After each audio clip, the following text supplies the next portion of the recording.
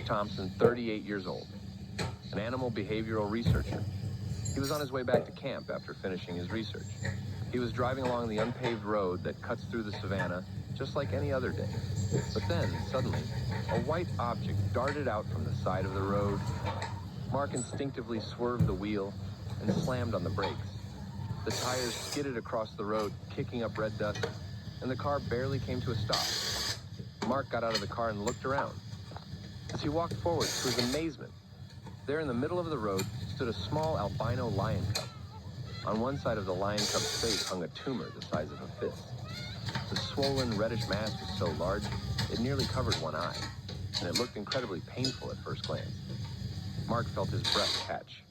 He'd been studying wildlife for 15 years, but he'd never seen anything like this before.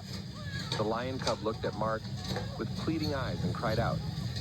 Then it began tugging at Mark's pants with its mouth, pulling him in one direction. It kept looking toward that direction, pulling and pulling again.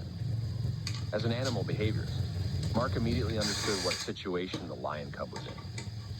This wasn't just instinctive behavior. This was a desperate cry for help. Suddenly, the lion cub started running somewhere. It would run, then stop and look back at Mark over and over.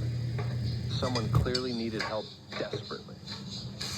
Mark had no time to hesitate. He immediately grabbed his backpack and ran after the lion cub. After running about 100 meters, a horrific scene unfolded before his eyes.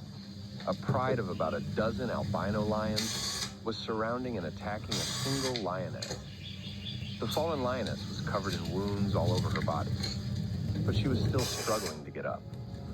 Mark hid with the lion cub behind a nearby rock, trying to understand the situation. But it made no sense to him. Why would a pride of lions be attacking one of their own kind?